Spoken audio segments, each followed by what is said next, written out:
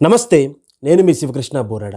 నేటి తరానికి ఖచ్చితంగా తెలియజేయాల్సినటువంటి గొప్ప జీవిత చరిత్ర ఎంఎస్ సుబ్బలక్ష్మి గారిది.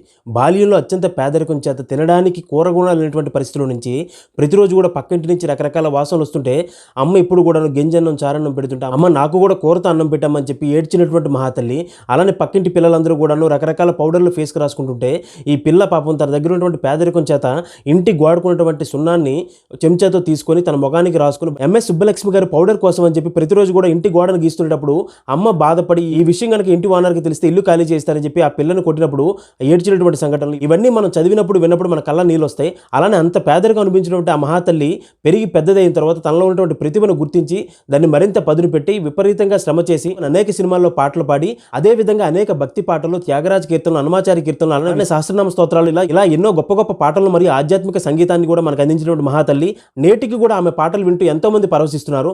ప్రపంచంలోనే అత్యంత గొప్ప సంగీత విద్వాంసరాలుగా కీర్తి గడించింది. అలానే ఎన్నో అవార్డులు, భారతరత్న, రామన్ మగసెసే ఇలాంటి గొప్ప గొప్ప అవార్డులు తీసుకుంది. అలానే ప్రపంచ అధినేతలు అందరి చేతిలో కీర్తించబడినటువంటి మహాతల్లి స్వతంత్ర సమరయోధులు, గొప్ప వ్యక్తిత్వం కలిగినటువంటి సదాశివన్ గారిని వివాహం చేసుకున్న తర్వాత ఆయన యొక్క ప్రోత్సాహం చేత మరింతగా సమాజానికి సేవ చేస్తూ తను పడినటువంటి కష్టం ఏదైతే ఉందో ఆ కష్టం ఇంక పిల్లలు ఎవరికి కూడా రాకూడదని చెప్పి తను సంపాదించినటువంటి ధనాన్ని అంతటినీ కూడాను ఎన్నో సేవా సంస్థలకు దానం చేసినటువంటి మహాతల్లి. అలానే ఒకానొక సందర్భంలో గాంధీ గారు ఆమె యొక్క ప్రదర్శన చూసి ఈమె పాడుతుంటే ఈమె భగవంతుడితో లీనమే సంగీతాన్ని ఆలపిస్తుందని చెప్పేసి ఎంతో గౌరవభావంతో ప్రశంసించినటువంటి సంఘటన.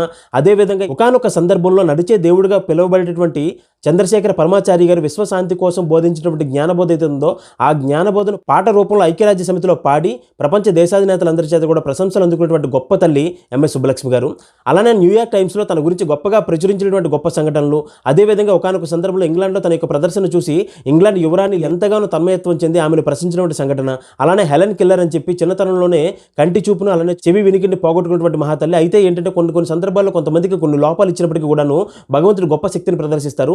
ఈ హెలెన్ కెల్లర్ గారికి ఏంటంటే ఎవరినైనా సరే తాకితే తనలో ఉన్నటువంటి లోపాలను, తనలో ఉన్నటువంటి బలహీనతలు, బలాలను రెండింటి కూడా చాలా స్పష్టంగా చెప్పగలరు. ఎంఎస్ సుబ్బలక్ష్మి గారు పాడుతుంటే హెలెన్ కెల్లర్ గారు ఎంఎస్ సుబ్బలక్ష్మి గారి గొంతు మీద చేపెట్టి ఆ అనుభూతి చెంది అప్పుడు చెప్పినటువంటి మాట ఏంటంటే ఈమె ఖచ్చితంగా దేవతా కాంతనే, మనుష్య కాంత అయితే మాత్రం ఎంత మాత్రం కాదని చెప్పి ఇంత గొప్పగా పాడగలటువంటి శక్తి మామూలు వ్యక్తులకు ఎవరికి ఉండదని చెప్పి అంత గొప్పగా కీర్తించారు.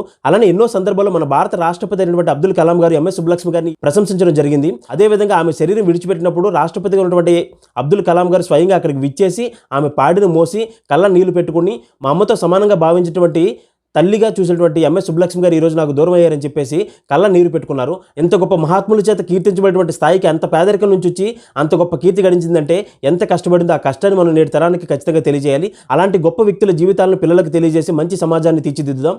ధన్యవాదాలు. జై హింద్.